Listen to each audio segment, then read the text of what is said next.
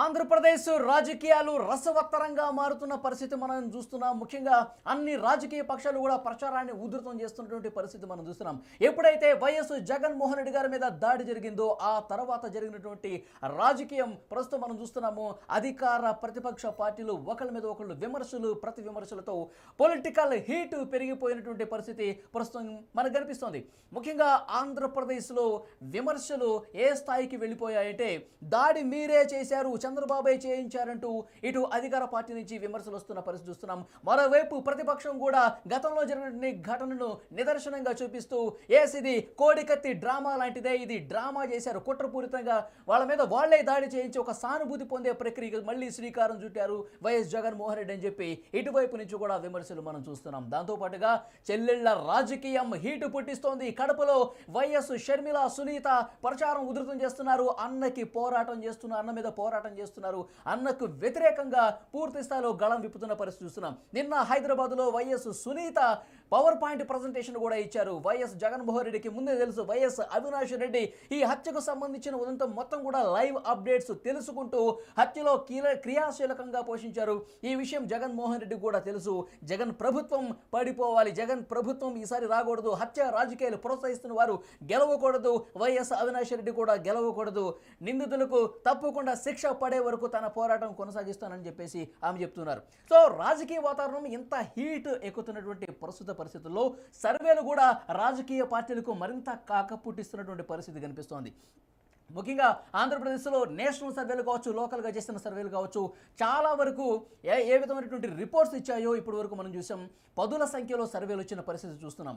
ఇప్పుడు సరికొత్త సర్వే, అంటే గతంలో ఒకసారి చేశారు, మళ్ళీ మార్చి 10 నుంచి ఏప్రిల్ 10 వరకు చేసినటువంటి సర్వేకి సంబంధించిన వివరాలు ఇప్పుడు నేను మీ ముందుంచే ప్రయత్నం చేస్తున్నాను.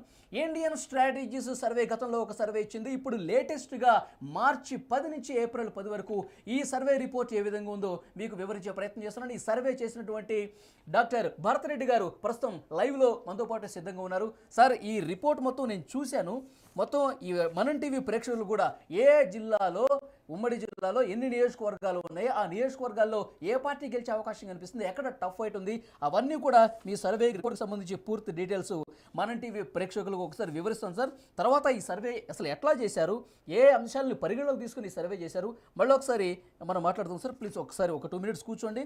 నేను మనం టీవీ ప్రేక్షకులకు ఈ సర్వేకి సంబంధించిన వివరాలన్నీ కూడా మీకు చూపించే ప్రయత్నం చేస్తాను. ఒకసారి మనం చూద్దాం.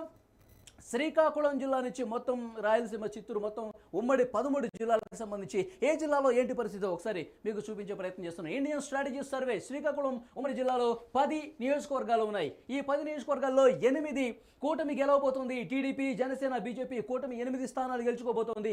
వైసీపీ కేవలం 2 స్థానాలకే పరిమితం అవుతుందని చెప్తున్నారు. సో కీన్ కంటెస్ట్ ఏం లేదు. ఉమ్మడి శ్రీకాకుళం జిల్లాలో ఫలితం మాత్రం వన్ సైడ్గా కనిపిస్తుంది. 10లో 8 స్థానాలు కూటమి గెలుచుకునే అవకాశం ఉన్నట్టుగా కనిపిస్తుంది. ఇక ఉమ్మడి నియోజకవర్గం, ఉమ్మడి విజయనగరం జిల్లాలో మొత్తం 9 నియోజకవర్గాలు ఉన్నాయి. ఈ 9లో కూటమి 4, వైసీపీ 4, ఒకటి మాత్రం చాలా పోటాపోటీగా ఉండే అవకాశం ఉందని చెప్తున్నారు. తర్వాత విశాఖపట్నంలో మొత్తం 15 స్థానాలు ఉన్నాయి. 15లో 11 స్థానాలు కూటమి గెలుచుకోబోతుందని చెప్తున్నారు. సో 11 స్థానాలు అంటే మెజారిటీ స్థానాలు విశాఖపట్నం జిల్లాలో కూటమికి రాబోతున్నట్టుగా తెలుస్తోంది. కేవలం 2 స్థానాలకే ప్రస్తుతం అధికారంలో ఉన్న వైసీపీ కేవలం 2 స్థానాలకే పరిమితం అవుతుందని చెప్తున్నారు. మరొక 2 చోట్ల పోటాపోటీగా ఉండే పరిస్థితి కనిపిస్తుంది. ఆ 2 కూడా మళ్ళీ ఏ పార్టీకి వస్తున్నది కూడా త్వరలోనే తేలిపోనుంది. 2 చోట్ల మాత్రం కొంత టఫ్ ఫైట్ ప్రస్తుతం అయితే కనిపిస్తోంది. ఇక ఉమ్మడి పశ్చిమ గోదావరి జిల్లాలో మొత్తం 15 స్థానాలుంటే 15లో 13 ఇక్కడ మనం చాలా స్పష్టంగా చూడొచ్చు. మెజారిటీ ఇక వన్ సైడ్గా ఫలితం ఉన్నట్టుగా ఇక్కడ కనిపిస్తోంది. గోదావరి జిల్లాలో 13, కేవలం 1 స్థానంలో మాత్రం వైసీపీ ఎట్టి పరిస్థితుల్లో గెలుస్తుంది. మరొకటి మాత్రం టఫ్ ఫైట్ ఉందన్నట్టు కనిపిస్తోంది. ఇక ఎక్కువ నియోజకవర్గాలు ఉన్నటువంటి ఉమ్మడి తూర్పుగోదావరి జిల్లా పరిస్థితి చూస్తే మొత్తం 19 నియోజకవర్గాలు ఉన్నాయి.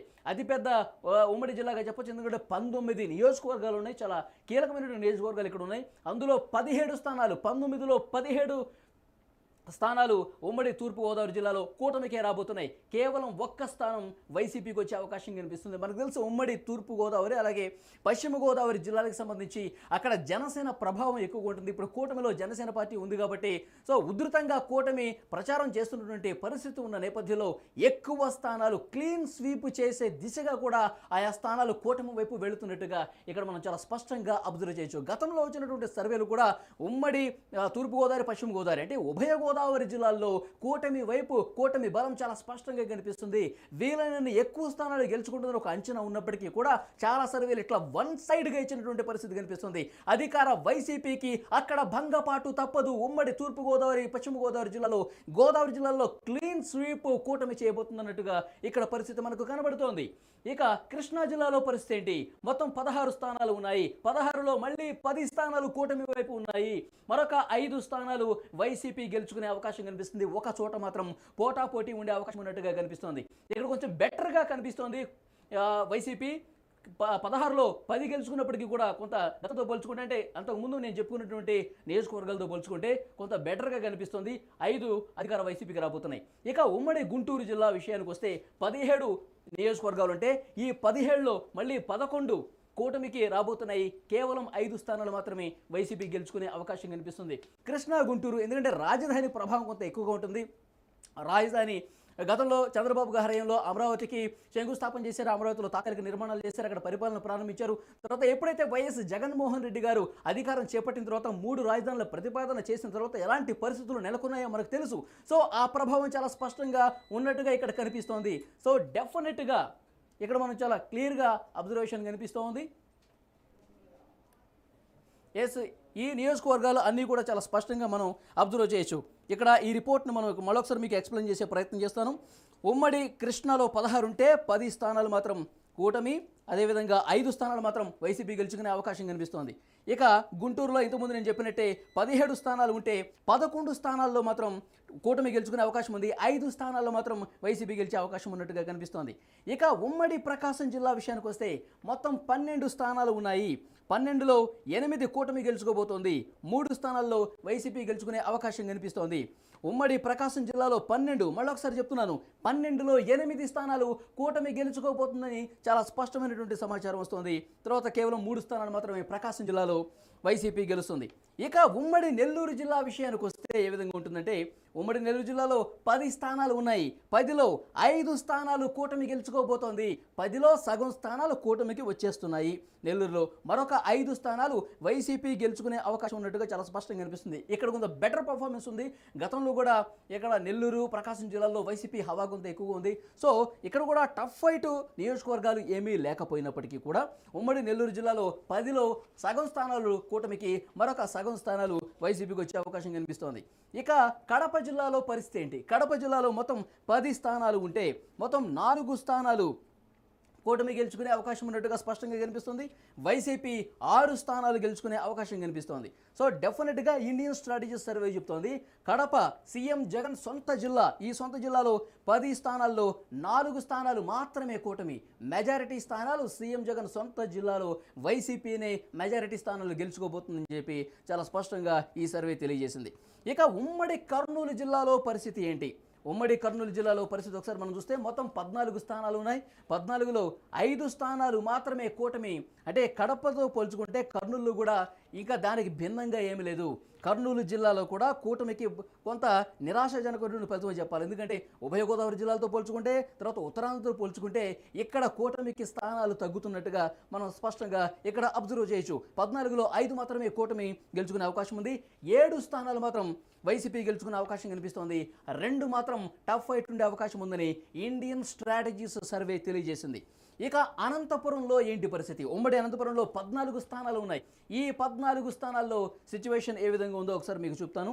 ఈ 14లో 10 స్థానాలు ఉమ్మడి అనంతపురం జిల్లాలో 14లో 10 స్థానాలు కూటమి విజయం దిశగా దూసుకుపోయే అవకాశం ఉన్నట్టుగా చాలా స్పష్టంగా కనిపిస్తోంది. సో డెఫినెట్గా ఇక్కడ మనం అబ్జర్వ్ చేయొచ్చు. ఉమ్మడి అనంతపురం జిల్లాలో డెఫినెట్గా ఇక్కడ మనం కూటమి విజయం సాధించే అవకాశం కనిపిస్తుంది. ఉమ్మడి అనంతపురం అంటే డెఫినెట్గా కూటమికి చాలా బలమైనటువంటి నియోజకవర్గాలు ఉన్నాయి. తెలుగుదేశం పార్టీ చాలా బలంగా ఉండే అవకాశం కనిపిస్తోంది. సో డెఫినెట్గా ఇది కలిసి రాబోతోంది. ఉమ్మడి అనంతపురంలో మెజారిటీ స్థానాలు కూటమికి గెలిచే అవకాశం ఉంది. కేవలం 3 స్థానాల్లో మాత్రమే అధికార వైసీపీ గెలిచే అవకాశం ఉన్నట్టుగా చాలా స్పష్టంగా తెలుస్తుంది. ఒక చోట మాత్రం టఫ్ ఫైట్ ఉండే అవకాశం ఉంది. ఇక ఉమ్మడి చిత్తూరు జిల్లాలో పరిస్థితి ఏంటి ఒకసారి ఇక్కడ చూపిస్తాను మీకు. ఉమ్మడి చిత్తూరులో కూడా 14 స్థానాలు ఉన్నాయి. సో 14లో 6 స్థానాలు కూటమి గెలుచుకోబోతోంది. మరొక 6 స్థానాల్లో వైసీపీ గెలుచుకోబోతుంది. చెరుసగం పంచుకున్న పరిస్థితి కనిపిస్తుంది చిత్తూరులో. 6 స్థానాలు కూటమి, 6 స్థానాలు వైసీపీ, 2 చోట్ల మాత్రం పోటాపోటీ ఉండే అవకాశం ఉన్నట్టుగా ఇక్కడ మనకి స్పష్టంగా కనిపిస్తోంది. సో ఓవరాల్గా చూసుకుంటే కనుక శ్రీకాకుళం నుంచి చిత్తూరు వరకు ఈ ఉమ్మడి 13 జిల్లాల్లో ఉన్నటువంటి పరిస్థితి ఇక్కడ మనకి కనిపిస్తోంది. మొత్తం డెఫినెట్గా కూటమికి ఎక్కువ స్థానాలు వచ్చే అవకాశం ఉందని ఇండియన్ స్ట్రాటజీ సర్వే చెప్తోంది. డాక్టర్ భరత్ రెడ్డి గారు చేసినటువంటి సర్వేకి సంబంధించిన ఈ వివరాలు. గతంలో కూడా ఇండియన్ స్ట్రాటజీస్ సర్వే చేసింది. గతంలో ఉన్నటువంటి ఫలితాలకు కొంత స్వల్ప మార్పులు కనిపిస్తున్నాయి. అయినప్పటికీ కూడా కూటమికే ఎక్కువ స్కోప్ ఉన్నట్టుగా మనకు కనిపిస్తోంది. ఇక్కడ స్క్రీన్ మీద మనకి వచ్చేసింది ఇండియన్ స్ట్రాటజీకి సంబంధించినటువంటి సర్వేకి సంబంధించిన డీటెయిల్స్ మళ్ళీ ఒకసారి మీకు చూపించే ప్రయత్నం చేస్తున్నాను. ఇక్కడ శ్రీకాకుళం నుంచి మొదలు పెడితే ఇక్కడ చిత్తూరు వరకు కూడా మొత్తం అన్ని స్థానాల్లో మెజారిటీ స్థానాలు కూటమి వైపే ఉన్నట్టుగా కనిపిస్తోంది. అక్కడక్కడ ఒక్కొక్క జిల్లాలో వైసీపీ ప్రభావం కనిపించినప్పటికీ కూడా కూటమి వైపే ప్రజలు ఉన్నారు. కూటమి ఆశీర్వదించడానికి సిద్ధంగా ఉన్నారు. కూటమి గెలిచే అవకాశం చాలా స్పష్టంగా ఉన్నట్టుగా ఇండియన్ స్ట్రాటజీస్ సర్వే చెప్తోంది. డాక్టర్ భరత్ రెడ్డి గారు చేసినటువంటి ఈ సర్వేకి సంబంధించిన వివరాలు ఈ విధంగా ఉన్నాయి. అయితే ఎన్ని స్థానాలు రాబోతున్నాయి? 175లో కూటమి వైపు ఎన్ని స్థానాలు ఉండబోతున్నాయి? వైసీపీకి ఎన్ని స్థానాలు ఇచ్చే అవకాశం కనిపిస్తుంది? ఇక టఫ్ ఫైట్ కీన్ కంటెస్ట్ ఎన్ని స్థానాలు ఉండబోతాయి మీకు ఒకసారి చూపించే ప్రయత్నం ఇక్కడ చేస్తాను. కూటమి 112 స్థానాలు. మనకు తెలుసు ఆంధ్రప్రదేశ్లో 88 స్థానాలు వస్తే అధికారం కైవసం చేసుకునే అవకాశం కనిపిస్తుంది. ఇక్కడ ఇండియన్ స్ట్రాటజీ సర్వే కూటమికి 112 స్థానాలు ఇచ్చింది. 112 స్థానాలతో ఒక అద్భుతమైన విజయం కూటమి నమోదు చేసే అవకాశం ఉందని చాలా స్పష్టంగా అర్థమవుతుంది. ఇక అధికార వైసీపీ, ప్రస్తుతం అధికారంలో ఉన్న వైసీపీ కేవలం 50 స్థానాలకు పరిమితం కాబోతోంది. గతంలో కూడా మనం చూసాం చాలా సర్వేలు 40 స్థానాలు ఇచ్చిన పరిస్థితుంది, 30 స్థానాలు ఇచ్చిన పరిస్థితుంది. అయినప్పటికీ కూడా ఇప్పుడు కొంత మెరుగుదల కనిపించింది అధికార వైసీపీకి. మనకు తెలుసు మొన్ననే ఐప్యాక్ సంబంధించి గతంలో జగన్మోహన్ రెడ్డి గారికి అనుకూలంగా పనిచేసి ఆయన గెలుపుకు దోహదం చేసినటువంటి ప్రశాంత్ కిషోర్, ఆయన మాటల్లో మనకు అర్థమవుతుంది చాలా ఘోర ఓటమి జగన్మోహన్ రెడ్డి గారు చవి చూడబోతున్నారు. 30 స్థానాలు వస్తే ఎక్కువే అని చెప్పి గతంలో ఆయన చెప్పిన పరిస్థితుంది. కానీ ఇక్కడ మనం చూస్తున్నాము Indian strategies survey Bharat Reddy గారు చేపించినటువంటి ఈ సర్వేకి సంబంధించి హాఫ్ సెంచరీ కొట్టబోతుంది వైసీపీ. కానీ అధికారం ఈసారి చేజిక్కునే అవకాశం లేదు. పరాజయం తప్పదు జగన్ అని చెప్పి ఇక్కడ అర్థమవుతుంది. కీన్ కంటెస్ట్ పోటాపోటీ 13 స్థానాలు ఉన్నాయి. ఈ 13లో మరి కూటమికి ఎన్ని వెళ్తాయి, వైసీపీకి ఎన్ని వెళ్తాయో భవిష్యత్తులో తేలే అవకాశం కనిపిస్తుంది. వాళ్ళు చేసినటువంటి సర్వేకి సంబంధించి ఈ 13 స్థానాలు పోటాపోటీగా, అత్యంత పోటాపోటీగా ఉండే అవకాశం ఉన్నట్టుగా చాలా స్పష్టంగా కనిపిస్తుంది. మరొకసారి మీకు చూపిస్తున్నాను. కూటమి 112 స్థానాలతో అద్భుత విజయం నమోదు చేసే అవకాశం ఉన్నట్టుగా కనిపిస్తోంది. సో భరత్ రెడ్డి గారు ఒక్కసారి రండి సార్, స్క్రీన్లోకి రండి. ఈ ఇండియన్ స్ట్రాటజీస్ సర్వే, మీరు అసలు సర్వే ఏ విధంగా చేశారు? గతంలో కూడా మీరు సర్వే చేశారు. సో ఈ అంటే 175 నియోజకవర్గాల్లో మీ టీం ఎక్కడెక్కడ తిరిగింది, ఎన్ని శాంపిల్స్ తీసుకున్నారు, ఎట్లా చేశారు, ఒకసారి ఎక్స్ప్లెయిన్ చేయండి సార్. మళ్ళీ మనం చూసినట్టయితే గతంలో చేసిన సర్వేకు ఈ సర్వేకు కొంత మార్పులు చేర్పులు ఉన్నప్పటికీ మనం చేసింది మార్చి 10వ తారీఖు నుంచి ఏప్రిల్ 10వ తారీఖు నుంచి రాజకీయంగా మార్పులు ఏ విధంగా జరుగుతున్నాయి. ఈ మధ్యకాలంలో ఎన్నికల నోటిఫికేషన్ ఇంకా రాకపోయినప్పటికీ ఎన్నికల షెడ్యూల్ రావడం జరిగింది. ఎన్నికల షెడ్యూల్ వచ్చిన తర్వాత రాజకీయ పార్టీల మధ్య మాటల యుద్ధం కొనసాగుతుంది.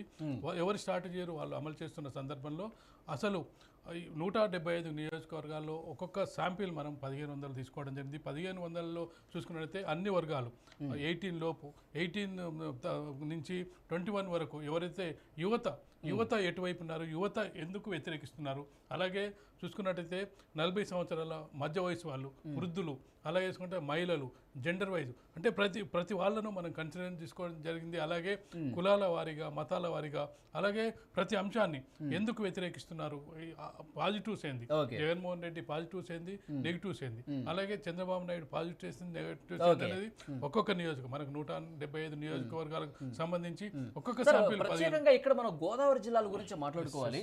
గోదావరి జిల్లాలో 15 స్థానాలు ఉంటే 13 ఇచ్చారు కూటమికి, తర్వాత వైసీపీకి 1 ఇచ్చారు, 1 పోటాపోటీ. తూర్పు గోదావరి చూస్తే 19 ఎక్కువ స్థానాలు ఉన్న జిల్లా ఇది. 19లో 17 ఇచ్చారు ఇక్కడ మీరు, మరి కేవలం 1 స్థానం వైసీపీకే ఇచ్చారు. ఏంటి సార్ అంత వన్ సైడ్గా ఉందా? క్లీన్ స్వీప్ చేసే దిశగా కూటమి ఉన్నట్టు కనిపిస్తోంది. ఖచ్చితంగా గోదావరి జిల్లాల ప్రభావం అనేది రాష్ట్ర రాజకీయాలపై కూడా ఆంధ్రప్రదేశ్ రాజకీయాలపై ఎక్కువగా ఉంటుంది. ఎందుకంటే పవన్ కళ్యాణ్ ప్రభావం ఎక్కువ ఉంటుంది, కాపు ఓటర్లు అక్కడ ఎక్కువగా ఉంటారు. దాంతోపాటుగా కృష్ణా, గుంటూరు అంటే ఈ 4 జిల్లాలు మనం చెప్తూ ఉంటాం.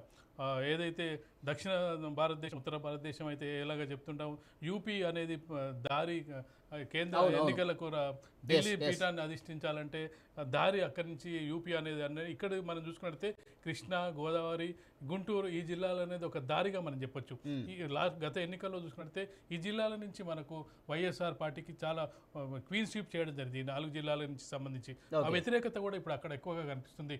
అక్కడ ఒకటి ప్రభావం, ఒకటి చూసుకున్నట్లయితే పవన్ కళ్యాణ్ ప్రభావం, కాపు ఓటర్ల ప్రభావం, అలాగే ప్రభుత్వ వ్యతిరేకత ఇవన్నీ కలిసి కూటమిగా ఏర్పడడానికి చంద్రబాబు నాయుడు, పవన్ కళ్యాణ్ కృషి ఎక్కువగా ఉందని చెప్పొచ్చు. ఈ కూటమిలో చంద్రబాబు నాయుడిని తీసుకురావడానికి, అలాగే చూసుకున్నట్టయితే బీజేపీని అసలు బీజేపీ వస్తుందో రాదో అన్నదాన్ని చంద్రబాబు నాయుడును బీజేపీని కన్విన్స్ చేసి తీసుకురావడం, బీజేపీ ద్వారా ఓట్లు వస్తాయా రావా అని పక్కన పెడితే ఒక్క ఓటు కూడా చీలకూడదు అనేది పవన్ కళ్యాణ్ తాపత్రయం. తను కొంత త్యాగం కూడా చేయడం జరిగింది.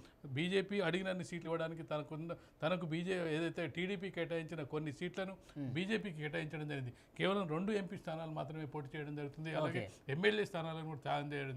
అదంతా కూడా గోదావరి జిల్లాలో ప్రభావం చూపే అవకాశం ఉంది. గోదావరి జిల్లాలో పవన్ కళ్యాణ్ వెంట గతంలో జరిగిన పొరపాట్లు, గతంలో జరిగిన ఒంటరి పోరాటం వల్ల తను గతంలో ఏం కోల్పోయాడు, ఇప్పుడు కూటమిలో కూడా చాలా మంది చాలా లుకలుకలు వస్తాయని ఆశించారు. ఈ సీట్ల సర్దుబాటు సందర్భంగా తిరుగుబాట్లు ఉంటాయి, లేకపోతే రెబల్స్ ప్రభావం ఉంటుంది టీడీపీ నుంచి కానీ జగన్ ఏదైతే అక్కడక్కడ చెదురుమదురుగా జరిగిన ఉన్నది పెద్ద ఎత్తున అయితే రాలేదు. టీడీపీ పార్టీ ఏదైతే కోల్పోతున్న స్థానాల దగ్గర రాలేదు.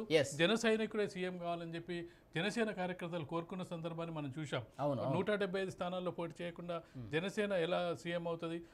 తన లక్ష్యం ఏంటి? ఖచ్చితంగా కూడా ఇప్పుడున్న జగన్మోహన్ రెడ్డి ప్రభుత్వాన్ని కూల్చడానికి ఓట్ల చీలిక ఉండదు. ఆ ఒక్క ప్రధాన అంశమే. ఇప్పుడు నియోజకవర్గాల్లో కూటమిలో ఉన్న 3 పార్టీలు కూడా ఒకళ్ళకొకళ్ళు సహకరించుకుని గెలిపించుకునే పరిస్థితి ఉందంటారా? సెట్ అయిందంతా? ఖచ్చితంగా. ఇప్పుడు ఎన్నికల నోటిఫికేషన్ వచ్చినప్పటికీ, ఎందుకంటే ఇప్పటికే ఏమైనా గొడవలు గందరగోళాలు ఉంటే ఇప్పటికే కొంత నోటిఫికేషన్ రావడానికి సమయం ఉంది. ఇప్పటికే అభ్యర్థుల ఎంపిక జరిగిపోయింది కాబట్టి అక్కడ ఉన్న స్థానిక సంస్థలు, స్థానిక నాయకుల్ని ముందే సెట్ చేసుకునే అవకాశం ఉంటుంది. ఈ గ్యాప్ ఉండడం వల్ల ఏమైందంటే ఎక్కడ గొడవలు ఉన్నాయి, ఎక్కడ ఇబ్బందులు ఉన్నాయి, వాటిని కూడా సెట్ చేసుకునే అవకాశం ఉంటుంది. ఈ లోపుగా ఏంటంటే 3 పార్టీలు కూడా మేము ఒకటి, అందరం ముగ్గురం ఒకటే అనే ఒక అభిప్రాయాన్ని అయితే కలిగిస్తున్నారు. మనం చూసుకున్నట్టయితే ప్రచారంలో పాల్గొంటున్న సందర్భాన్ని చంద్రబాబు నాయుడు, పవన్ కళ్యాణ్, అలాగే పురంధేశ్వరి రాష్ట్ర అధ్యక్షులు ముగ్గురు కలిసి కూడా చాలా సందర్భాల్లో ఎప్పుడైనా కార్యకర్తలకు కానీ ఓటేసే ఓటర్కి కానీ ఎప్పుడు కాన్ఫిడెన్స్ వస్తుంటే వీళ్ళు ముగ్గురు ఒకటే కూటమిగా ఉన్నారు అన్నప్పుడు వాళ్ళకు ఒక కాన్ఫిడెన్స్ వస్తుంది. లేదు వీళ్ళలో లుకలుకలు ఉన్నాయన్నప్పుడు ఖచ్చితంగా కూడా నీకు ఎప్పుడు కూడా అధికార పార్టీ ఎప్పుడు గెలుస్తుందంటే మనం ఖచ్చితంగా చాలా సందర్భాల్లో సర్వేలో కానీ మనం ఎలక్షన్స్ అయిపోయినాక కూడా మనం చూసినప్పుడు వ్యతిరేక ఓటు చీలినప్పుడే మనకు అధికార పార్టీకి నష్టం జరుగుతుంది. అధికార పార్టీకి ఒక 35%, 40% ఓటింగ్ వచ్చినప్పుడు ఈ 60%లో పంచుకున్నట్టయితే వీళ్ళకు డ్యామేజ్ జరిగే అవకాశం ఉంది. అధికార పక్షానికి 38%, 40% ఓటు వచ్చినా ప్రతిపక్షం ఒక్కడైనప్పుడు వాళ్ళకు ఒక 45% ఓటు వచ్చినప్పుడు వాళ్ళు డామినేట్ చేసే అవకాశం ఉంటుంది. చాలా సందర్భాల్లో మనం చూసినప్పుడు ఓట్ల చీలిక, ట్రయాంగిల్ ఫైట్స్ ఇవన్నిటి వల్ల అధికార పక్షానికి లాభం జరుగుతుంటుంది. ఆ లాభం జరగకుండా ఉండడానికి పవన్ కళ్యాణ్ చాలా తీవ్ర ప్రయత్నం చేయడం జరిగింది. ఆ ప్రయత్నం ఒక మాట సార్, పిఠాపురంలో ఏంటి పరిస్థితి? పిఠాపురంలో పవన్ కళ్యాణ్ నిలబడ్డారు, తర్వాత వంగగీత వైసీపీ నుంచి ఉన్నారు. ఏంటి ఎట్లా ఉండబోతున్న పరిస్థితి అక్కడ? ఖచ్చితంగా పిఠాపురం సెలెక్ట్ చేసుకుంటే గత అనుభవాలు ఇస్తాయి. గతంలో పవన్ కళ్యాణ్కి ఒక అనుభవం ఉంది. చేసిన 2 చోట్ల ఓడిపోయాడు అనేది ఒక మచ్చ ఉంది మొదటిసారి. ఆ మచ్చ నుంచి తొలగించడానికి పిఠాపురం ఎంచుకోవడం జరిగింది. పిఠాపురం ఖచ్చితంగా కూడా ఆయనకు కలిసి వచ్చే అంశంగా చెప్పొచ్చు. దాని మీద మీ సర్వేలో ఆయన ఖచ్చితంగా పవన్ కళ్యాణ్ గెలవబోతున్నాడు. ఒక్క ప్రభావం ఒక జిల్లా ప్రభావం అనేది ఒక పాజిటివ్ వేవ్ ఏ విధంగా వస్తుందంటే గెలుస్తాడనే అభిప్రాయం వచ్చినప్పుడు ఆ జిల్లా మొత్తం కూడా వ్యాపిస్తుంటది. ఓడిపోతాడు అనుకున్నప్పుడు ఆ ప్రభావం కనిపించదు. ఖచ్చితంగా మనం చూసుకున్నట్టయితే గోదావరి జిల్లాలో కూటమి చూసుకున్నట్టయితే దాదాపుగా నీకు అధికారం కావాల్సినది వాళ్ళ దగ్గర నుంచే నీకు ఎక్కువ 30-40 సీట్లు అక్కడి నుంచే వచ్చినట్టుగా కనిపిస్తున్నాయి కూటమికి. కాబట్టి ఈ ఒక వేవ్ సృష్టించిన తర్వాత ఖచ్చితంగా వీళ్ళు గెలుస్తారన్నప్పుడు సాధారణ కార్యకర్త ఉన్నా కానీ గెలిచే అవకాశం ఉంటుంది. ఆ వేవ్లో పెద్ద నాయకులు కూడా ఏదైతే ఓడిపోయే పక్షం వైపు పెద్ద పెద్ద నాయకులు గతంలో 5 ఏళ్ళు 10 ఏళ్ళు 15 ఏళ్ళు నిలబడ్డ నాయకులు కూడా ఆ వేవ్ ఉన్నప్పుడు అందులో కొట్టుకుపోయే అవకాశం ఉంది. మన తెలంగాణ ఎన్నికల్లో చూడడం జరిగింది. మొదటిసారి ఎన్నికల్లో పోటీ చేసిన వాళ్ళు కూడా చాలా మంది నిలబడడం జరిగింది. రాజకీయ అనుభవం ఎర్రబల్లి దయాకర్ రావు లాంటి వాళ్ళు తెలుగుదేశం స్థాపన నుంచి ఉన్నారు. అది ఒక 26 ఏళ్ళ 28 యువతి చేత ఓడిపోవడం జరిగింది. రాజకీయ అనుభవం అక్కడ పనికిరాదు. ఓటర్లు ఒకవైపు డిసైడ్ అయిపోతే ఇక వేవ్ లా అక్కడ క్యాండిడేట్ ను చూడరు, ఆ వేవ్ ను చూస్తారు. సార్ ఇక్కడ మనం వైసీపీకి కంచుకోటగా ఉన్నటువంటి కొన్ని జిల్లాల్లో కూడా కొంత ప్రతికూల పరిస్థితులు ఉన్నాయి. కొంతేమో కొంచెం తన ఉనికిని కాపాడుకునే పరిస్థితి వైసీపీ చేసినట్టుగా కొన్ని కనిపిస్తున్నాయి మనకి. నెల్లూరులో చూడొచ్చు, గతంలో వన్ సైడ్గా ఉన్నటువంటి వైసీపీ ఈసారి సగానికి సగం పడిపోయినట్టుగా మీ సర్వేలో తెలుస్తుంది. 10లో 5 సగానికి సగం పంచుకున్నారు. కడప జిల్లా చూస్తే సీఎం సొంత జిల్లా 4 మాత్రం మీ కూటమికి వస్తుంది. మళ్ళీ మెజారిటీ స్థానాలు 6 వైసీపీకి వస్తున్నట్టు పరిస్థితుంది. సో కర్నూలులో 5-7 కూటమి కేవలం 5 కర్నూలులో, మళ్ళీ 7 వైసీపీకి వస్తున్నాయి. అంటే రాయలసీమలో, అంటే ఉత్తరాంధ్ర కోస్తాంధ్రతో పోల్చుకుంటే రాయలసీమలో వైసీపీ బలంగా ఉందని చెప్పి చాలా సర్వేలు చెప్పి, సో మీరు కూడా వైసీపీ వైపే కొన్ని ఎక్కువ స్థానాలు ఇచ్చిన పరిస్థితి. అనంతపూర్ తప్ప మనం చూసుకున్నట్టయితే రాయలసీమలో దాదాపుగా కూటమి కంటే కూడా ఆధిపత్యం కనిపిస్తుంది. కడప సొంత జిల్లా కాబట్టి ఖచ్చితంగా కూడా ఆ ప్రభావం ఉంటుంది. కర్నూలుకు ఒక అడ్వాంటేజ్ ఏంటంటే కర్నూలులో న్యాయ రాజధాని ఏర్పాటు చేయాలని చెప్పి భావించడం జరిగింది. కర్నూలు మొదటి నుంచి ఏం కోరుకున్నాడంటే, మేము గతంలో రాజధాని కోల్పోవడం జరిగింది, మాకు రాజధాని కావాలనే ఒక డిమాండ్ కూడా ఉండే. ఆ డిమాండ్ నెరవేరకపోయినప్పటికీ కనీసం ఎక్కడైతే 3 రాజధానుల విషయంలో వైజాగ్లో డ్యామేజ్ అయిందో, అలాగే మనకు విజయవాడలో అమరావతి డ్యామేజ్ అయిందో, కానీ ఇక్కడ డ్యామేజ్ కాకుండా కొంతవరకు నిలుపుదల చేయడానికి కారణం ఏంటంటే అక్కడ ఒక న్యాయ రాజధాని వస్తుందనేది కర్నూలు వాళ్ళు ఆశిస్తున్నారు. దాంతోపాటుగా రాయలసీమ జిల్లాలో కొంతవరకు వైసీపీ బలంగా ఉండడంతో పాటు ఇప్పుడు 50 సీట్లు మనకు వస్తున్నాయంటే ఈ రాయలసీమనే రక్షిస్తుందని చెప్పొచ్చు. రాయలసీమ రక్షించి ఉండకపోతే ఉత్తరాంధ్రలో ఏకపక్షంగా ఉన్నట్టయితే గతంలో చంద్రబాబు నాయుడుకి ఏ విధంగా అయితే 23 సీట్లతో ఆగిపోవడం జరిగిందో 23-30 స్థానాలు పడిపోయే అవకాశం ఉండే. కానీ రాయలసీమ ముఖ్యంగా చూసుకున్నట్లయితే కర్నూలు, కడప, అలాగే చూసుకున్నట్లయితే నెల్లూరులో 50% ఇవి కొంతవరకు కాపాడుతున్నాయి.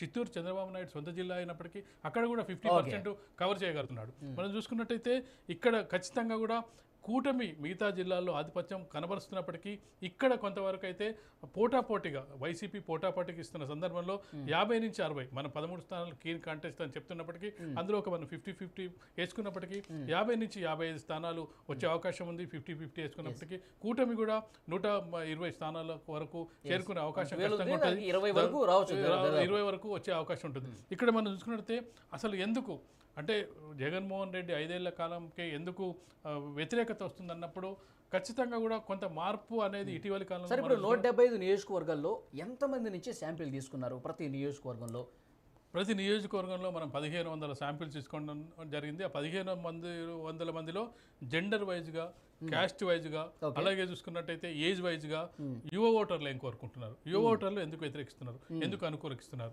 స్త్రీలు మహిళలు ఎందుకు అనుకూలం, ఎందుకు వ్యతిరేకం, మధ్య తరగతి వారు ఎందుకు వ్యతిరేకం, ఎందుకు అనుకూలం, అలాగే మధ్య 40 నుంచి 50 60 ఏళ్ళ వాళ్ళు, 60 ఏళ్ళ పైబడిన వాళ్ళు, ఏదైతే పెన్షన్ కరువులో ఉన్న వాళ్ళు, వాళ్ళందరూ వాళ్ళు ఎందుకు వ్యతిరేకిస్తున్నారు, ఎందుకు అనుకూలిస్తున్నారు అంటే జెండర్ వైజ్గా దేని పట్ల వాళ్ళకు వ్యతిరేకత ఉంది, ప్రభుత్వం పట్ల ఎందుకు వ్యతిరేకత ఉన్నప్పుడు ముఖ్యంగా చూసుకున్నట్టే ముఖ్యంగా మొదటి నుంచి కూడా చెప్తున్నది 3 రాజధానుల విషయాలకు సంబంధించి ప్రజల్లో, ఆంధ్రప్రదేశ్ రాష్ట్ర ప్రజల్లో వ్యతిరేకత ఉంది జగన్మోహన్ రెడ్డి మీద. జగన్మోహన్ రెడ్డి గెలిచిన కొత్తలో సంవత్సరం వరకు పాజిటివ్ ఉన్నప్పటికీ కొంత నెగిటివ్ ఎక్కడ ప్రారంభమైందంటే రాజధానుల విషయంలో ప్రారంభమైంది. అప్పటి వరకు వేరే నెగిటివ్ ఏం లేదు. సంవత్సర కాలం వరకు కూడా ప్రజలు కూడా గమనిస్తుంటారు ఏం చేస్తున్నాడు, మనం కొంత అవకాశం ఇవ్వాలని గమనిస్తుంటారు. ఎప్పుడైతే తను వెంటనే అధికారం చేపట్టిన వెంటనే అమరావతి రాజధానిగా ఉంచుతూనే మనకు మూడు రాజధానులు ఉండాలనే ప్రతిపాదన చెప్పినామంటే అక్కడి నుంచే మెల్లగా కొంత వ్యతిరేకత ప్రారంభమైంది. ఈ వ్యతిరేకతలకు అన్నిటికీ తర్వాత కారణం బీజం పడింది. కానీ మొదటి వ్యతిరేకత అనేది ఒక రాజధానికి 3 రాజధానులు, ఎందుకంటే కొత్త ప్రాంతము, కొత్తగా రాజధాని ఏర్పాటు చేసుకోవాలంటే చాలా కష్టమైన పని. కేంద్రం ఎంత సహకరిస్తుందో తెలియదు. కేంద్ర ప్రభుత్వం పూర్తిగా బాధ్యత తీసుకోవాలి ఒక రాజధాని నిర్మాణం చేయాలంటే. అట్లాంటిది ఒక 5 ఏళ్ల కాలం మనం ఎలా ఉంటుందంటే ఒక సగం ఇల్లు కట్టిన తర్వాత దీన్ని వదిలేసి మరో చోట ఇల్లు కట్టుకున్నట్టు అవుద్ది. ఇక్కడ ఇల్లు ఇది కంప్లీట్ కాదు, మరొక ఇల్లు కంప్లీట్ కాకుండా విశాఖ నుంచే రాజధాని అని చెప్పి విశాఖ నుంచే పరిపాలన చేస్తామని చెప్పారు. ఈ ఉగాదికు ఈ దసరాకు అని చెప్పి చెప్పుకుంటూ పోయారు. కానీ విశాఖ నుంచి వెళ్ళి పరిపాలన చేసిన పరిస్థితి లేదు. సో ఏంటి సార్ అది విశాఖ ఓటర్లే నీకు సపోర్ట్ చేసే పరిస్థితి లేదు. వాళ్ళకి రాజధాని వస్తుందని చెప్తున్నప్పటికీ విశాఖ ఓటర్లే అక్కడ సపోర్ట్ చేసే పరిస్థితి లేదు. ఎందుకంటే అక్కడ అమరావతి రాజధాని పెట్టడానికి కొన్ని కారణాలు చంద్రబాబు చెప్పడం జరిగింది. ఆంధ్రప్రదేశ్ అనేది మనం చూసుకున్నట్లయితే ఒక ఈ మూల నుంచి ఆ మూల ఉంటుంది. అమరావతి అయితేనే సెంటర్ పాయింట్గా ఉంటుంది. లేదంటే వైజాగ్ను తీసుకున్నట్టయితే ఒక చివరికి ఉంటుంది, ఇటు కర్నూలుని తీసుకున్నట్టయితే ఇటు చివరికి ఉంటుంది. మధ్యలో ఉండేది ఏదంటే మనకు హైదరాబాద్ లాగా ఉండదు. హైదరాబాద్ అంటే తెలంగాణ పరిసర చుట్టూ జిల్లాలు ఉంటాయి, కానీ అక్కడ స్ట్రేట్గా ఉంటుంది. స్ట్రేట్గా రైలు డబ్బా లాగా ఉన్న పరిస్థితిలో చూసుకున్నట్టయితే ఎక్కడ రాజధాని ఏర్పాటు చేసినా అది ఒక చివరికి పోతుంది. కర్నూలుకు సంబంధించిన వ్యక్తి నీకు వైజాగ్ పోవాలంటే ఎంత సమయం పడుతుందో, వైజాగ్ సంబంధించిన వ్యక్తి కర్నూలు రావడం అదే సమయం పడుతుంది. వాళ్ళకి హైదరాబాద్కు దానికి పెద్ద తేడా ఉన్నది. గతంలో మన చిన్న రాష్ట్రం ఎందుకు కోరుకున్నారు? రాజధాని దూరం అవుతుంది, వికేంద్రీకరణ జరగాలని కోరుకోవడం జరిగింది. మళ్ళీ తీసుకెళ్ళి మళ్ళీ వైజాగ్ తీసుకెళ్ళైతే కర్నూలు కడపల్లో తీసుకుపోయి వైజాగ్ తీసుకెళ్ళినట్టయితే వాళ్ళకి ఎంత డిస్టెన్స్ అవుతుంది? ఇవన్నీ మళ్ళీ ముఖ్యమంత్రి అవుతాను, విశాఖ నుంచి నేను ప్రమాణ స్వీకారం చేస్తాను కూడా జగన్మోహన్ రెడ్డి కాన్ఫిడెన్స్ లెవెల్ జగన్మోహన్ రెడ్డికి ఉన్నాయి. అంటే ఏ పార్టీ నాయకుడైనా ఏ పార్టీ అయినా కానీ అధికారాన్ని కోల్పోతా అని చెప్పే ప్రయత్నం చేయదు. ఖచ్చితంగా మేమే గెలుస్తామని చెప్తుంది. అందుకోసం పోరాటం చేస్తారు. ఇప్పుడు సంక్షేమ పథకాల పట్ల ఇంతకు ముందు మీరు మహిళలను కూడా సంప్రదించాం. మా సర్వేలో మహిళలను సంప్రదించి వాళ్ళ అభిప్రాయాలు కూడా తెలుసుకుని ఉన్నారు. సో ముఖ్యంగా చాలా సంక్షేమ పథకాలు అమలవుతున్నాయి, మహిళల కేంద్రంగా చాలా కూడా అమలవుతున్నటువంటి పరిస్థితి కనిపిస్తుంది. సంక్షేమమే మమ్మల్ని గెలిపిస్తుందన్న నమ్మకం అధికార పార్టీలో ఉంది. సో సంక్షేమ పథకాల పట్ల మహిళల రియాక్షన్ ఏ విధంగా ఉంది మీ సర్వేలో? సంక్షేమం అంటే సంక్షేమం పట్ల కొంతవరకు పాజిటివ్ ఉంటుంది, కానీ పూర్తి పాజిటివ్ ఉండదు. నీకు వచ్చిన డబ్బుని పంచడం కాదు. ఏదైతే మనకు ప్రశాంత్ కిషోర్ గత ఎన్నికల్లో 151 సీట్లు రావడానికి స్ట్రాటజిక్గా పనిచేయడం జరిగింది. ఎన్నికలు జరిగిన వెంటనే, అసలు రిజల్ట్ రాకముందే ఎన్నికలు జరిగిన వెంటనే వైసీపీ పార్టీ ఆఫీస్లో సెలబ్రేషన్స్ చేయడం జరిగింది. అంత కాన్ఫిడెన్స్గా గెలుస్తాడని చెప్పడం జరిగింది. అతనే చెప్పిన పాయింట్ ఏంటంటే, నువ్వు సృష్టించాలి, ఇన్ఫ్రాస్ట్రక్చర్ డెవలప్ చేయాలి, కొత్త అవకాశాలు కల్పించాలి. కానీ నీకు వచ్చిన సంపద కాదు, అప్పు చేసిన సంపదను, అప్పు చేసి పప్పు కూడా అంటారు కదా, అప్పు చేసిన సంపదను నువ్వు పంచడం ఏంటి? దానివల్ల నీకు అప్పులు పెరుగుతాయి, కానీ నీకు వాళ్ళకి ఏం ఇన్ఫ్రాస్ట్రక్చర్ డెవలప్ అవుతుంది, సంక్షేమం అవసరం, సేమ్ టైంలో నీకు డెవలప్మెంట్ కూడా అవసరం. అక్కడ డెవలప్మెంట్ లేదు అనేది నిరుద్యోగ యువకులు. అంటే సంక్షేమం ఒకటే కాదు, అభివృద్ధి కూడా కావాలని చెప్పి ఆయన అన్నాడు. ఓకే, ఇప్పుడు లబ్ధిదారుల గురించి అడుగుతున్నాం. మహిళలు చాలా వరకు అమ్మఒడి కావచ్చు, చేయూత కావచ్చు, మహిళలు నేరుగా లబ్ధి పొందుతున్న పరిస్థితి ఉంది, డ్వాక్రా కావచ్చు. సో మహిళల రియాక్షన్ ఏంటి? వాళ్ళు డబ్బులు తీసుకుంటున్నారు కాబట్టి పథకాల ద్వారా వాళ్ళు ఓటేసే పరిస్థితి ఉందా? ప్రభుత్వం మీద వ్యతిరేకత ఉందా? ఖచ్చితంగా లబ్ధిదారులు ఖచ్చితంగా కూడా కొంతవరకు ప్రభుత్వం పట్ల సానుకూలతనే ఉంటుంది. మరొకటి లబ్ధిదారులు ఏం ఆలోచిస్తారంటే, మరో ప్రభుత్వం వస్తే మాకు ఈ లబ్ధి చేకూరుతారు. అందుకే మనం ఇచ్చిన స్ట్రాటజీ సర్వేలో చూసుకున్నట్టయితే వైసీపీని పూర్తి స్థాయిలో మనకు భారీ ఓటమిగా చెప్పట్లేదు. 50-60 స్థానాలు వస్తున్నాయంటే ఒక గట్టి ప్రతిపక్షంగానే ఉంటుందని చెప్పొచ్చు. గత ఎన్నికల్లో మనం టీడీపీకి చూసుకున్నట్టయితే కేవలం 23 స్థానాలు రావడం జరిగింది, భారీ మెజారిటీతో గెలవడం జరిగింది వైసీపీ పార్టీ. ఈసారి 50-60 స్థానాలు అంటే ఒక ప్రతిపక్ష పార్టీగా మంచి ఫలితాలను సాధిస్తున్నట్టు. ఆ 60 స్థానాలు కూడా ఎలా వస్తున్నట్టే, లబ్ధి పొందుతున్న వాళ్ళు ఎవరైతే లబ్ధిదారులు ఉన్నారో, లబ్ధిదారులు వాళ్ళు వైసీపీ ప్రభుత్వానికి చేయూతగా అండదండగా ఉండడం వల్లనే ఈ పథకాలు రావడం జరుగుతుంది. ఎందుకంటే మనం చూసుకున్నట్లయితే నిరుద్యోగుల్లో అసంతృప్తి ఉంది, మధ్యతరగతి వర్గాల్లో అసంతృప్తి ఉంది, యువతకు ఉద్యోగాలు రావట్లేదు, ఇండస్ట్రీస్ రావట్లేదు, వచ్చిన ఇండస్ట్రీస్ కూడా బయటకు వెళ్ళిపోతున్నాయి. మనం చూసుకున్నట్టయితే ఏ ప్రభుత్వం అయినా కొత్త ఇండస్ట్రీస్ తేవడానికి ప్రయత్నం చేస్తూ ఉంటుంది. ఆ ప్రయత్నంలో భాగంగా 100% కాకుండా ఒక 50%, 20% సక్సెస్ అయ్యే ప్రయత్నం చేస్తుంది. కానీ వచ్చిన ఫ్యాక్టరీలే వెళ్ళిపోతున్నాయనే ఒక భావన. ప్రభుత్వ ఉద్యోగాలు అసలు పూర్తిగా లేవు, ప్రభుత్వం నుంచి నోటిఫికేషన్స్ అసలు వచ్చిన పరిస్థితి లేదు గత కొద్ది సంవత్సరాలుగా అని చెప్పి వాళ్ళు మదన పడుతున్నట్టుగా అంటున్నారు. నిరుద్యోగులకు సంబంధించి అసలు దేశవ్యాప్తంగా ఉంది, ఆంధ్రప్రదేశ్లో ఇంకా ఎక్కువగా ఉంటుంది. కొత్తగా ఏర్పడిన రాష్ట్రం, వాళ్ళకు ఆల్రెడీ అప్పుల రాష్ట్రంగా ఉంది, మిగులు బడ్జెట్ లేని రాష్ట్రం, దాంతోపాటు కొత్తగా అప్పులు అవుతున్నాయి. కానీ అప్పులు తెచ్చిన సందర్భంగా దానికి దేనికి ఖర్చు పెడుతున్నారు అది ముఖ్యం. ఇప్పుడు మనకు బ్యాంకుల్లో ఒక అప్పు ఇస్తున్నప్పటికీ నువ్వు ఏం పని చేస్తున్నావు అని ఇస్తారు, నువ్వు ఒక ఇల్లు కట్టుతున్నావు అంటే ఈజీగా ఇస్తారు, ఎందుకంటే ఇల్లు అనే ఒక అసెట్, దానిలో నీకు ఉండదు అనుకుంటుంది. కానీ నేను ₹1,00,000 తెచ్చి నా పక్కన వాళ్ళకి పంచి పెడతా అంటే ఏ బ్యాంక్ ఏది ఎవరు. ఇప్పుడు ఇక్కడ జరుగుతున్నది అంటే అప్పులు తెస్తున్నావు, నువ్వు పంచి పెడుతున్నావు. ఆ పంచి పెట్టడం వల్ల మళ్ళీ నీకు రిటర్న్స్ వస్తున్నాయా? నీకు రిటర్న్స్ కూడా రావాలి. ఏదో ఒక రోడ్ వేస్తున్నావు అనుకో, రోడ్ వేస్తే అక్కడ ఒక నీకు ఇన్ఫ్రాస్ట్రక్చర్ డెవలప్ అవుతుంది, ట్రాన్స్పోర్ట్ డెవలప్ అవుతుంది, ఆ డెవలప్మెంట్ లేదు. డెవలప్మెంట్ లేకపోవడం అనేది వైసీపీకి పెద్ద దెబ్బగా చెప్పొచ్చు.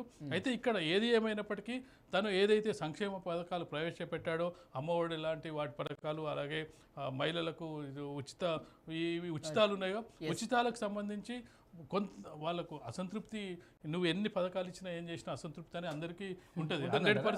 100% సాటిస్ఫాక్షన్ అనేది ఎక్కడ ఉంటుంది. ఎందుకంటే మనం తెలంగాణ ఎన్నికల్లోనే చూద్దాం. తెలంగాణ ఎన్నికల్లో రైతు బంధు ఇచ్చాము, మేము షాదీ ముబారక్ ఇచ్చాము, కళ్యాణ లక్ష్మి ఇచ్చాము, ఈ రుణమాఫీ లక్షల లోపు వాళ్ళకి చేసాం. ఇన్ని చేసినప్పటికీ ఓటర్ ఎందుకు ఇక్కడ ఓడించాడు అంటే అసంతృప్తి. నువ్వు కొత్తగా వచ్చే ప్రభుత్వం మరి ఇంకేమైనా పథకాలు ఇస్తే, ఇప్పుడు ఉచితాలకు అలవాటు పడిన ప్రజలు మరో ప్రభుత్వం మారితే మరింత మనకు ఇంకెన్ని ఉచితాలు వస్తాయని ఒక సెక్షన్ ఆలోచిస్తే. అయితే ఆంధ్రప్రదేశ్లో రోడ్లు చాలా అధ్వానంగా ఉన్నాయి. రోడ్ల మీద 2 వీలర్ కాదు కదా, అసలు ఏ వీలర్ కూడా వేసుకుని పోయే పరిస్థితులు అని చెప్పి ప్రతిపక్షాలు తీవ్రంగా విమర్శిస్తున్న పరిస్థితి. అంటే నేను ఒక లైవ్ ఎగ్జాంపుల్గా అడుగుతున్నాను మిమ్మల్ని. మీ సర్వే చేసేటటువంటి ప్రతినిధులు ఆంధ్రప్రదేశ్లో తిరిగారు, ప్రతి గ్రామానికి వెళ్ళి సర్వే చేశారు. నియోజకవర్గంలో ప్రతి గ్రామానికి వెళ్ళిపోయినా నియోజకవర్గంలో కొన్ని శాంపిల్స్ అయితే తీసుకున్నారు. ఏంటి సార్ రోడ్లు ఎట్లా ఉన్నాయి, మీ వాళ్ళు మీకు చెప్పినటువంటి లైవ్ ఫీడ్బ్యాక్ ఏంది? ఖచ్చితంగా రోడ్ల పరిస్థితి అధ్వానంగా ఉందని ప్రతిపక్షాలు ఏ విధంగా అయితే చెప్పావో, అసంతృప్తి కూడా ప్రజల్లో అలాంటి అసంతృప్తి ఉంది. డెవలప్మెంట్కు కొలమానంగా ఏం చూస్తారంటే, ఒక గ్రామానికి సంబంధించి కొలమానంగా ఏం చేస్తారంటే, మా ఊరికి రోడ్డు ఉందా, రోడ్డు ఉంటే బస్సు వస్తుందా, బస్సు వచ్చిన తర్వాత మాకు నీళ్ళ సౌకర్యం ఉందా, అలాగే స్కూల్ ఉందా అంటే ఇవన్నీ కూడా భాగం. ఎప్పుడైనా ఒక ఓటమికి మనం చూసుకున్నట్టయితే ఒకే కారణం ఉండదు, పలు రకాల కారణాలు ఉంటాయి, చాలా రకాల కారణాలు ఉంటాయి. ఒకదానితోటే ఓడిపోతారని చెప్పడానికి అవకాశం ఉండదు.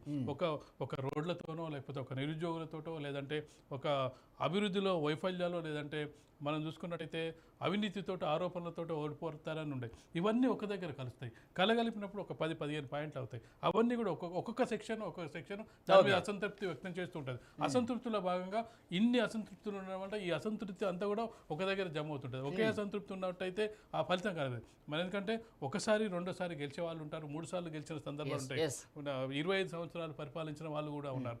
అక్కడ అసంతృప్తి లేదని కాదు, అసంతృప్తి తగ్గుతూ ఉంటుంది. ఇప్పుడు మనం 10 అనుకున్నప్పుడు ఒక 4 అసంతృప్తి, 6 పర్లేదులే అనుకున్నప్పుడు అక్కడ గెలుస్తారు. 10 మందికి 8 మంది అసంతృప్తి అన్నప్పుడు అది మెజారిటీ ఉంటుంది. ఇప్పుడు జగన్మోహన్ రెడ్డి పరిస్థితి చూసుకున్నట్టయితే, ఒకటి మన అసంతృప్తి వైద్యుగా మనం చూసుకున్నట్టయితే, సంతృప్తి వైద్యుగా ఒక 2-3 మార్కులు వేసినట్టయితే, అసంతృప్తి వైద్యుగా 7 మార్కులు వేయాల్సి వస్తుంది. అదే విధంగా అంటే ఇన్ఫ్రాస్ట్రక్చర్ డెవలప్మెంట్ లేదు, నిరుద్యోగులకు ఆశాజనకంగా లేదు, అలాగే అవినీతి అనేది అంతం లేదు. ఇప్పుడు వాలంటరీ వ్యవస్థకు సంబంధించి విమర్శలు ఉన్నాయి, దాంతో పాటుగా కేసులు, దాంతో పాటుగా చూసుకున్నట్టే ఇంట్లో సమస్యలు. ఇప్పుడు ఇంటి ఏదైతే అవినాష్ రెడ్డికి సంబంధించి కుటుంబ సమస్యలు, వివేకానంద రెడ్డి హత్య కేసుకు సంబంధించి వివేకానంద రెడ్డి స్వయంగా. సార్ ప్రజలు నిజంగా ఏమనుకుంటున్నారు? ఇద్దరు చెల్లెళ్ళు కూడా పోరాటం చేస్తున్నారు. ఒక చెల్లెలేమో న్యాయ పోరాటం చేస్తుంది, తండ్రిని చంపేశారు, అవినాష్ రెడ్డికి శిక్ష పడాల్సిందే, అవినాష్ రెడ్డి కీలక నిందుడని చెప్పి ఇటు ప్రసంగాల్లో రాజకీయ పోరాటం చేస్తున్నారు, న్యాయ పోరాటం కూడా చేస్తున్నారు. సో ప్రజల్లో ఎలాంటి భావన ఉంది సార్? చెల్లెళ్లకు జగన్మోహన్ రెడ్డి అన్యాయం చేశాడు, ఈ భావన బలంగానే ఉందా ప్రజల్లో? ఖచ్చితంగా ఉంటుంది. ఇంటి సమస్యలను తీర్చలేకుండా మనం బయట సమస్యలను సాధించలేము. ఖచ్చితంగా ఇంట్లో వాళ్ళు ఒకటే అని చెప్పుకునే ప్రయత్నం అయితే ఖచ్చితంగా చేయాలి. ఎందుకంటే నువ్వు అధికారంలోకి వచ్చిన సందర్భంగా చూసినట్టే, నీకు బయట వాళ్ళు ఎవరు సపోర్ట్ చేయకపోయినా నువ్వు జైలుకి వెళ్ళిన సందర్భంగా నీ వెంట ఉన్నది, నీకు అండగా నిలిచింది.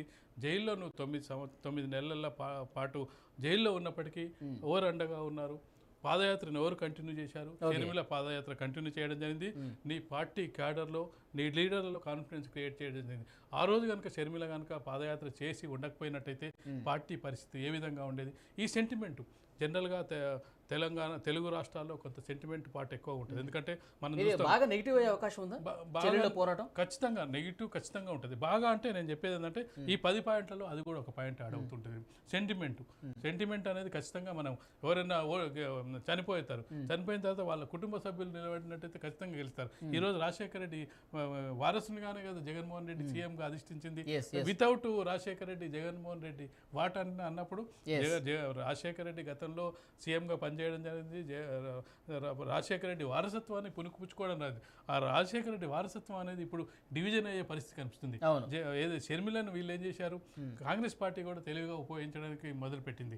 అసలు మనం కాంగ్రెస్ పార్టీ జీరో స్థాయిలో ఉన్న కాంగ్రెస్ పార్టీని మనం అసలు చర్చలో కూడా లేకుండా గతంలో మనం 4-5 నెలల వరకు చూసుకుంటే, కాంగ్రెస్ షర్మిల వచ్చిన తర్వాత కొంత రాజకీయం వాళ్ళు గెలుస్తారా లేదని పక్కన పెట్టు, కనీసం ఒక చర్చలో భాగంగా షర్మిల కాంగ్రెస్ పార్టీ అధ్యక్షురాలుగా బాధ్యత జరిగింది. పాత కాంగ్రెస్ వాదులు అలాగే జగన్మోహన్ రెడ్డి మీద అసంతృప్తి ఉన్న నాయకులు వచ్చి వాళ్ళకు ఒక వేదిక అయిపోయింది. అవునవును. ఇప్పుడు సార్ ఇప్పుడు కడపలో ఏంటి పరిస్థితి? వాళ్ళైతే ఉధృతంగా పోరాటం చేస్తున్నారు. జగన్మోహన్ రెడ్డి చెల్లెళ్ళకి ఏ విధంగా అన్యాయం చేశాడు, తర్వాత నిందితులకు ఏ విధంగా కాపాడుతున్నాడు, అయినప్పటికీ టికెట్ ఇచ్చి వాళ్ళ విజయానికి ప్రచారం చేసుకుంటున్న పరిస్థితి కనిపిస్తుంది. తర్వాత చిన్నానని చంపేశారని చెప్పేసి పెద్ద ఎత్తున ప్రచారం చేస్తున్నారు కదా. కడపలో అవినాష్ రెడ్డి మీద వైఎస్ షర్మిల గెలవబోతున్నారా లేదా? మీ సర్వేలో వైఎస్ షర్మిల గెలవడం అనేది కష్టమైన పని అప్పటికీ అవినాష్ రెడ్డిని ఓడించడానికి మాత్రం ఆ ప్రయత్నం ఉంటుంది. ఇప్పుడు ఇద్దరు పోరాడినప్పుడు అది మూడో వ్యక్తికి అవకాశం ఉంటుంది. అంటే వైఎస్ షర్మిల గెలవకపోవడానికి మనం ప్రధాన కారణం చూసుకున్నట్టయితే కాంగ్రెస్ పార్టీ చాలా వీక్ అయిన సందర్భంలో ఒక రివైవ్ స్టార్ట్ చేసింది.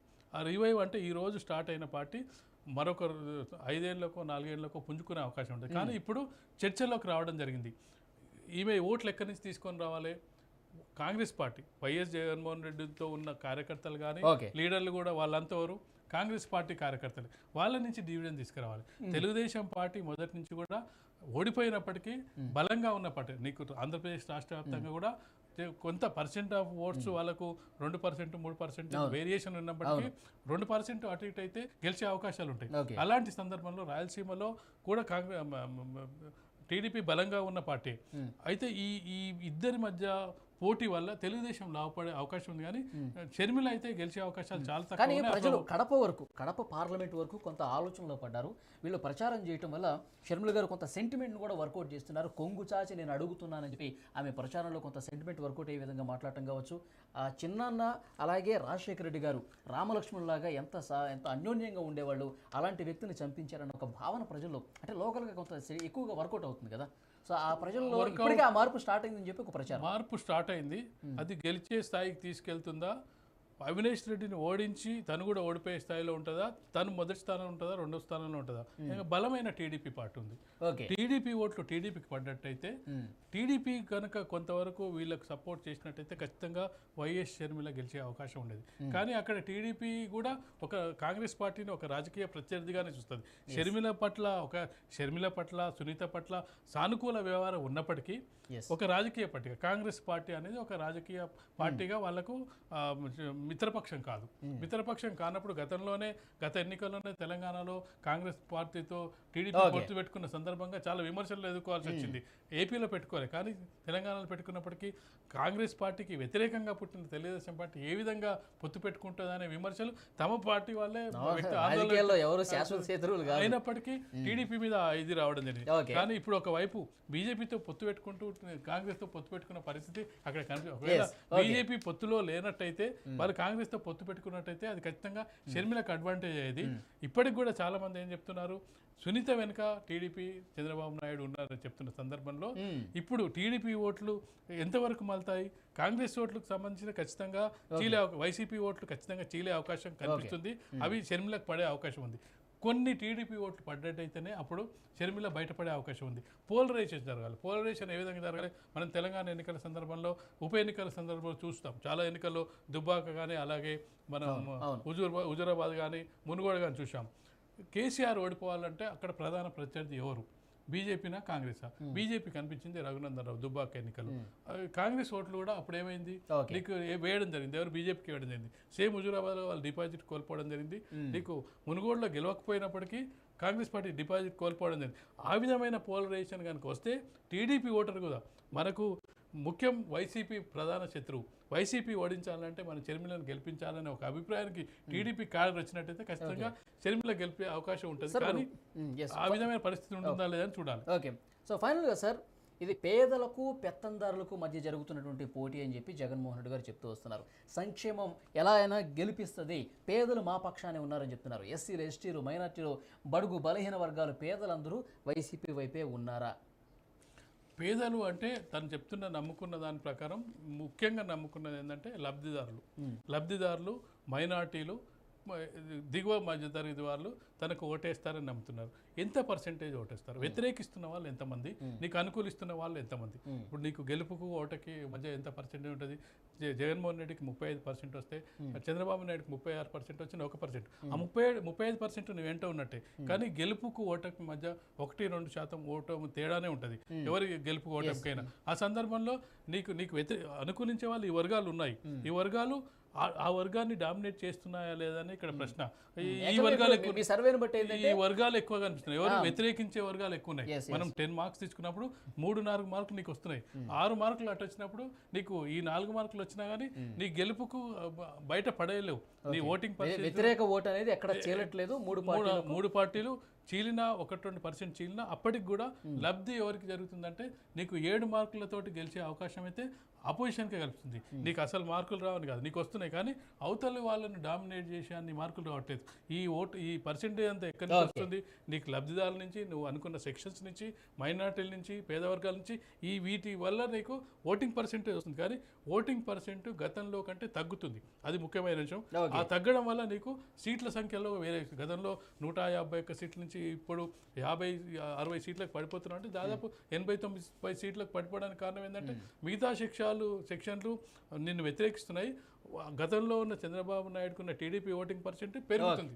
దానివల్ల ఇప్పుడు నీకు తగ్గుతుందని మన విశ్లేషణలో మన సర్వేలో వెల్లడిందని చెప్పచ్చు. మొత్తానికి ఇండియన్ స్ట్రాటజీస్ సర్వే చేసినటువంటి డాక్టర్ భరతరెడ్డి గారు చెప్తున్నారు, మొత్తానికి 112 స్థానాలు కూటమి వైపు ఉన్నాయి. ఇప్పటి వరకు అయితే 50 స్థానాల్లో అయితే వైసీపీ గెలిచే పరిస్థితి ఇప్పటి వరకు కనిపిస్తుంది. 13 మాత్రం పోటాపోటీ ఉంది. ఇందులో కూడా సగం కూటమికి వెళ్ళే అవకాశం ఉందని చెప్తున్నారు. సో మెజారిటీ సర్వేలో వచ్చినట్టుగానే ఇండియన్ స్ట్రాటజీస్ సర్వే కూడా విజయం కూటమిదే అని చెప్పి చాలా స్పష్టంగా చెప్తున్నటువంటి పరిస్థితి కనిపిస్తుంది. ఇంకా నెల రోజుల సమయం కూడా లేదు పోలింగ్కి. మే 13 జరగబోతుంది. సో ఈ వ్యవధిలో ఏమైనా గొప్ప మార్పులు ఏమైనా జరిగే అవకాశం కనిపిస్తుంది. ఎందుకంటే జగన్మోహన్ రెడ్డి గారి మీద దాడి జరిగిన నేపథ్యంలో, అంటే దాడి కంటే ముందు చేసినటువంటి సర్వే, దాడి తర్వాత వచ్చినటువంటి స్క్రీన్ మీదకి వచ్చినటువంటి సర్వేగా దీన్ని చెప్పాల్సినటువంటి పరిస్థితి కనిపిస్తుంది. మొత్తానికి ఈ నెల రోజుల వ్యవధిలో ఇంకా ఎలాంటి మార్పులు చోటు చేసుకుంటాయి?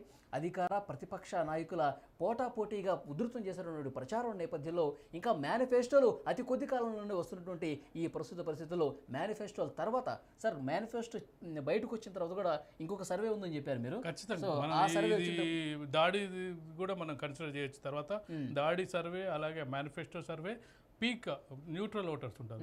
న్యూట్రల్ ఓటర్స్ కొంతవరకు బయటపడే అవకాశం ఉంటుంది. కొంత మార్పులు జరిగే అవకాశం కూడా ఉంటుంది. కొన్ని సెక్షన్స్ నుంచి మార్పులు జరిగే అవకాశం ఉంటుంది. కానీ మరొకసారి కూడా పోలింగ్ దగ్గర పడుతున్న కొద్దీ కొన్ని పరిణామాలు చోటు చేసుకుంటే మేనిఫెస్టోలు వస్తాయి. తర్వాత ఇలాంటి ఇన్సిడెంట్స్ జరిగినప్పుడు ప్రజల్లో కొద్దిపాటి ఏమైనా మార్పు ఏమైనా కనిపిస్తుందా? ఇవన్నీ కూడా వచ్చే సర్వేలో తెలిసే అవకాశం అయితే కనిపిస్తుంది. ఇప్పటికిప్పుడు ఈ రోజు పోలింగ్ జరిగితే కనుక రిజల్ట్ ఈ విధంగా ఉండే అవకాశం ఉందని Indian strategies survey doctor Bharath Reddy గారు చెప్తున్నారు. చూద్దాం నెక్స్ట్ ఎట్లా ఉండబోతుంది అనేది.